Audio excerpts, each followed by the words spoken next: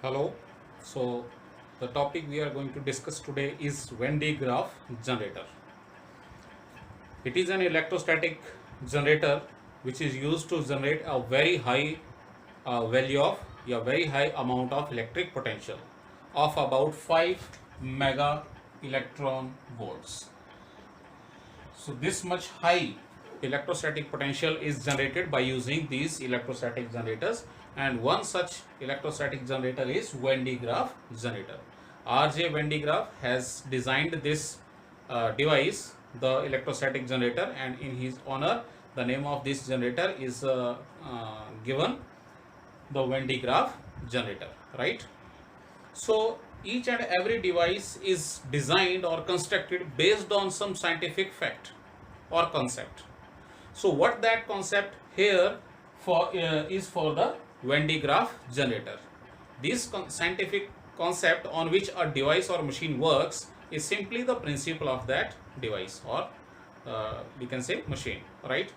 So here we will first talk about what is the principle of this device called as Venn diagram generator,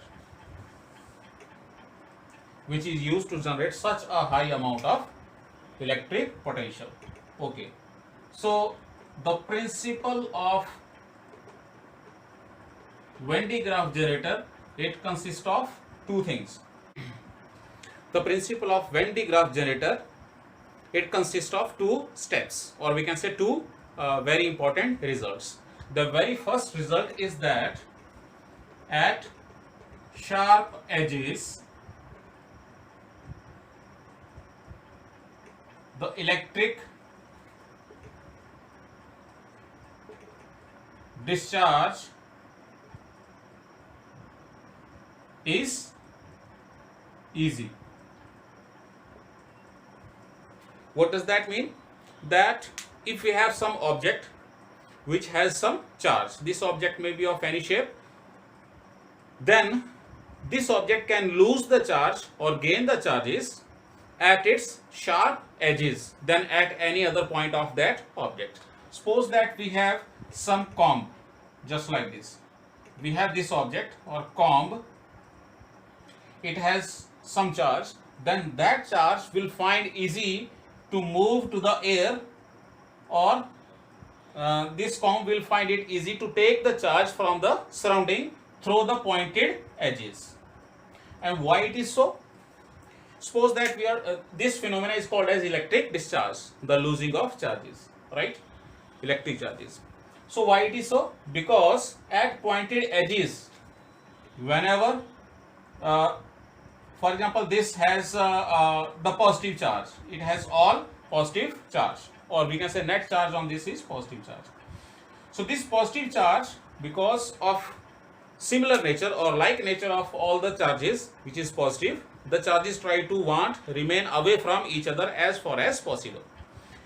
In that process, these charges move to the points which are least under the effect of other charges, where this charge is at least effect of, or we can say least pressure due to the other charges. If there is a charge, for example here, then it will be surrounded by other positive charges, due to which it will feel the pressure from all the sides. So in order to avoid that, this charge will try to move to the edges where it will be surrounded comparatively less number of charges.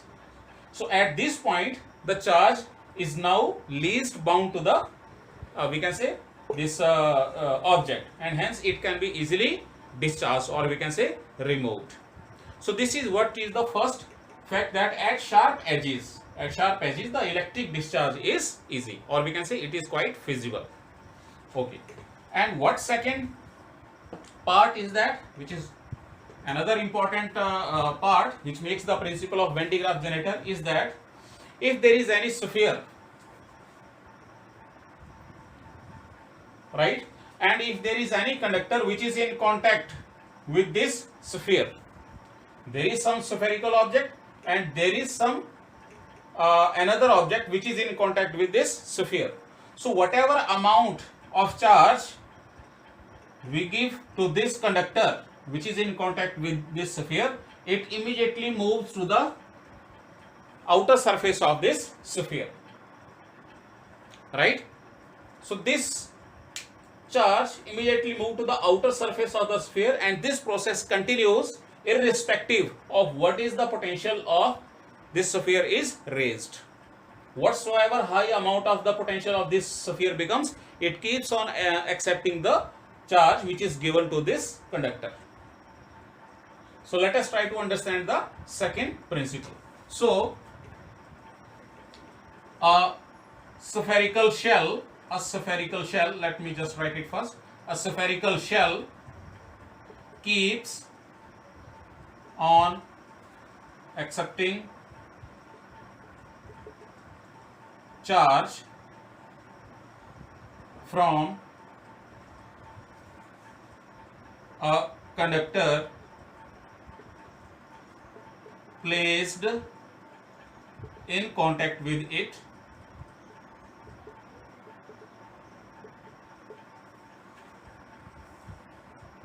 whatsoever its electric potential becomes. So because this sphere has the property of accepting all the charge which is being given to the conductor made in contact with sphere, so due to which the potential of this spherical shell is increased to very high value, as we have discussed here, to mega electron volts, as high as 5 mega electron volts. So we will understand this second part of the principle now. So let us try to discuss the second part.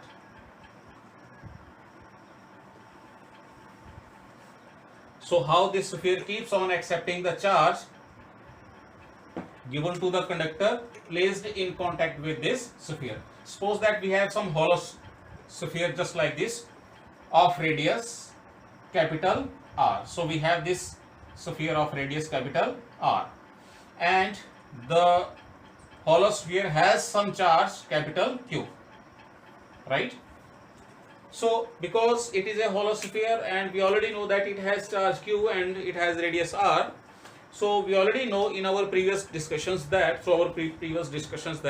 the electric field inside the hollow sphere remains zero, which is called as electrostatic shielding. And it is so because if there is some electric field inside, then the charges will move and hence creates the electric current. Hence no more static electricity will be there. So because there is no moving charge inside, hence we can say that the electric field inside is zero, and hence the net charge inside the spherical shell is zero. Okay. And because electric field inside is zero, then from this expression of electric field, which is given by minus dV upon dr, the electric potential gradient, right? So this is called as electric potential gradient because electric field is zero. So from here it seems that dV is zero, which simply represent the V is constant. This means that electric potential inside is same at everywhere, and it is equal to the electric potential at the surface of this spherical shell. So let us write the expression for electric potential due to this spherical shell at its surface. So electric potential, let me write it as V1. So it is given by, we know the formula for writing the electric potential as 1 upon 4 pi epsilon naught into Q upon R. So this was the formula we have discussed. So let this be equation number 1. So this is the potential at the surface at any point due to the charge over this spherical shell, which is Q. Every point on the surface of this spherical shell is at a distance R from the center. We already have discussed in our previous articles that in such a situation, this spherical shell behaves just as a point charge placed at center O. It gives the same result as given by a point charge. Okay. Now, we take a small metallic sphere and place it at the center of this spherical shell, such that small r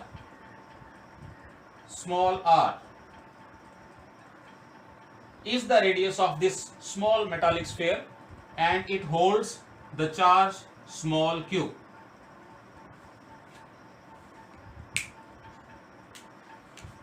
Let me call it plus q and this is also plus q, right? So we are what we are doing, we are placing a small metallic sphere at the center of this spherical shell having radius small r and it is holding some charge plus q. So what is the potential due to this metallic sphere at the surface of this outer sphere? So we can name it. So electric potential due to charge q on this small sphere at the surface of outer sphere. So at the surface of outer sphere, what is the potential due to this charge which is lying over the small conducting sphere? So we give it name V2. So it is simply, again we can write it as, because we are finding the potential due to some sphere, it behaves as just like a point charge. So it gives the value or formula as 1 upon 4 pi epsilon naught into charge which is small q upon distance of any point from the sphere or from the center of the sphere is simply r. So let this be equation number 2. So this is the potential at the surface of this outer sphere due to the charge on the inner sphere. And also, what is the potential due to this charge on the inner sphere? Small charge q, what is the potential due to this charge on the surface of the inner sphere? It is given by simply 1 upon 4 pi epsilon naught into, sorry, I am putting this is capital R here. On the surface of outer sphere, this is distance is r. It is same as earlier. And on the surface of inner sphere, it is q upon small r.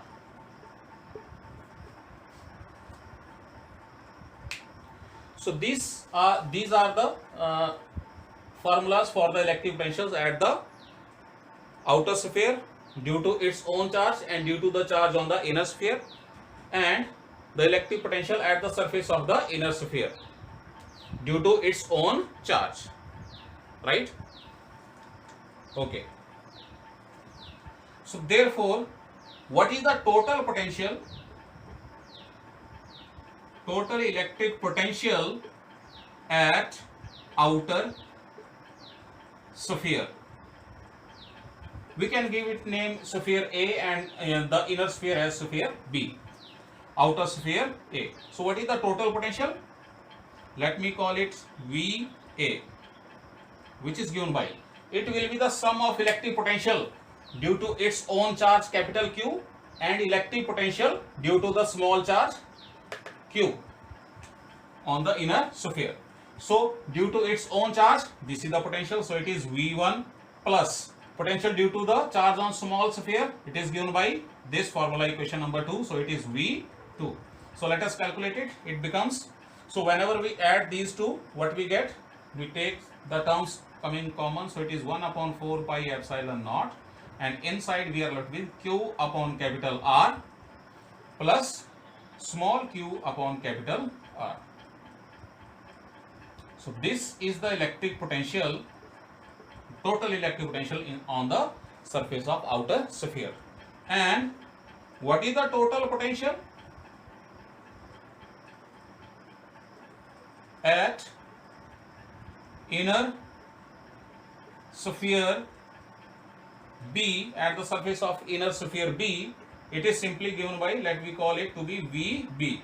So it will be the sum of potential due to the charge on the outer sphere Q and the potential due to its own charge small q.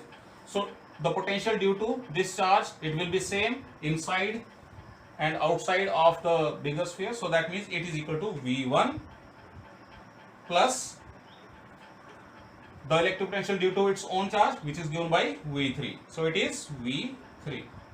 So if we add these two terms, the common things come out, which is 1 upon 4 pi epsilon naught into, here we have capital Q upon capital R plus, and here we have small q upon small r. This be equation number 5. So these are the potentials on the two spheres, on the outer sphere and on the inner sphere. So here we can compare these two results. The only difference is in the two expressions VA and VB is this. Here we have capital R and here we have small r. Capital R is the bigger value for outer sphere and small r is the smaller value for the inner sphere. So that means this value will be, this ratio Q upon R, small r, it will be comparatively larger, and this will be comparatively smaller. This ratio Q upon capital R will be comparatively smaller. So hence VB, it will be comparatively large than VA. So therefore if we check the difference, therefore VB minus VA, so that simply is equal to, if we subtract these two things, so if we subtract VA from VB, then these two terms cancel out, which contain this Q upon R, and we are left with only 1 upon 4 pi epsilon naught into, it is Q upon, let me write this one first, R, because this is the first and this is getting subtracted, minus small q upon capital R. So this difference of electric potential, this is because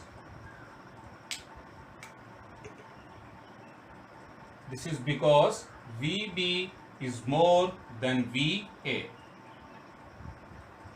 and hence we have found this difference, and we come across this formula which simply says that it is independent of the charge Q, capital Q, on the outer sphere. So if the potential difference does not depend upon the whatever the charge on outer sphere becomes, that means it will keep on accepting the charge from the inner sphere, because the inner sphere is always at a larger potential than the potential of outer sphere, and the flow of charge takes place from higher potential to the lower potential. So hence the outer sphere will keep on accepting the charge from the inner sphere, whatever charge is given to the inner sphere, and this makes the second part of the principle clear. Now we can easily see that what is the principle of an Venn digraph generator. It simply says that the electric discharge is easy at pointed edges of the conductor, and if there is a sphere which is placed in contact with a metallic conductor, then the sphere will keep on accepting the charge, whatever the amount of charge is given to the metallic conductor, is irrespective of the potential to which it is raised, so that its potential becomes very high.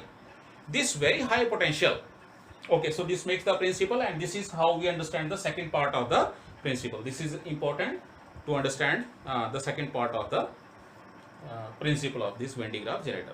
So whenever we raise an electric generator to very high value or very high electric potential of 5 mega electron volts around, so what this high electric potential is made use into, this high electric potential is used to accelerate the positively charged particle to very high value.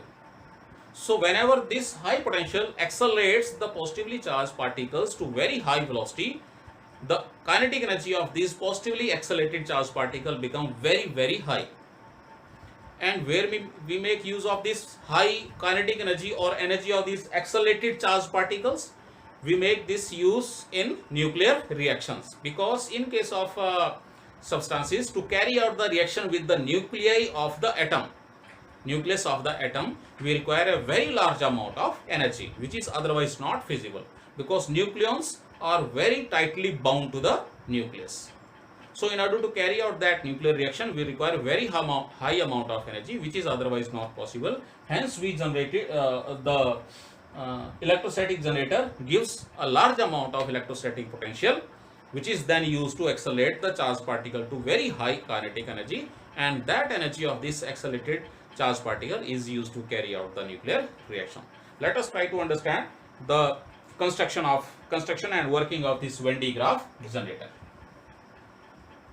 So Van de Graaff generator consists of a hollow sphere.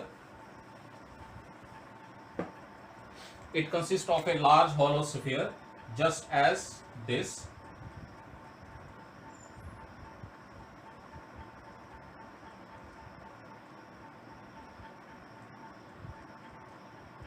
And this sphere is made to stand on insulating pillars, some insulating pillars fixed to some horizontal surface. Okay. And there are two combs which are attached, one which is attached to the sphere. This comb has the pointed edges, as you can see here, and another comb is at the bottom. It also has the pointed edges just as this, and this lower comb is connected to some very high electrostatic generator or electric generator. So with this very high electric generator, the charges are generated and these are sent to the comb, and because of its pointed edges, it is easy for the comb to discharge the charges. Now, to where these charges will go, to make use of these charges generated by this very high tension battery or source, electric source, there is a pulley arrangement or belt arrangement which is attached to it, just as this. So there is a belt which is passed over two pulleys, and this belt keeps on moving in this direction. So whenever a very large amount of electric energy is applied here, the very large amount of charges are produced, which are then sent to the comb, and comb at its pointed edges loses these charges quite easily. And because this belt is placed very close to this comb, it takes these positive charges up, and at this point, at upper end, this comb takes the charges because this comb is lying close to the this belt which is holding the charge, carrying the charge from the lower comb. This take these charges easily at its pointed edges. This is the first part of the principle. At pointed edges, the flow of charges is easy, either towards or towards own self. Okay. So it takes the charges, and because this upper comb is connected to the large metallic sphere, it passes to the outer sphere, right? So whenever this sphere gains some charge, its potential increases, and this process continues long as the potential of this outer metallic sphere is raised to very high value. A point or a situation comes or a time comes whenever this sphere is no more able to hold the charge. Whatever charge is coming from here, all of it is getting lost. So it has attained its limit to hold the charge. So it is losing the charge to the surrounding air through the process of ionization. To avoid that loss of charge, this whole arrangement is evacuated in a steel chamber, so that there is air inside which is under high pressure. So air under high pressure avoids the ionization of the air due to the high charge on this sphere. And how that high pressure air avoids that? Because as soon as this high potential of the sphere ionizes the air near to the sphere, the high pressure again recombine these charges, or we can say ions created in the air, and again creates neutral air molecules. Hence, the loss of charge is avoided to a greater extent. So in this process, whenever these pulleys keeps on moving and these charges getting collected through the combs on the sphere, the potential of this sphere raises to very high value. Now, what this potential is made use in? There is a discharge tube. There is a discharge tube just like this. So whenever some ionization takes place here and particles just like proton or deuterons are created, these positive particles, due to this positive potential, are repelled with very high velocity, and with this velocity, these positive charges which are created here by some electronic discharge, they start moving in downward direction with very high velocity and hence very high kinetic energy. At the opening of this tube, we place some target atom or nuclei. So whenever we place at the opening of this tube a target nuclei or nucleus, these highly fastly moving positively charged particles hit that nucleus and impart its all kinetic energy to that nucleus, and hence that nucleus get disintegrated and further nuclear reactions are carried out. So this is about the setup of Venn digraph generator and its working. One such Venn digraph generator is installed at IIT Kanpur in 1970, and it is able to produce a potential of about 2 mega electron volts, as high as possible. So that is all about Venn digraph generator and this topic on capacitances. Thank you.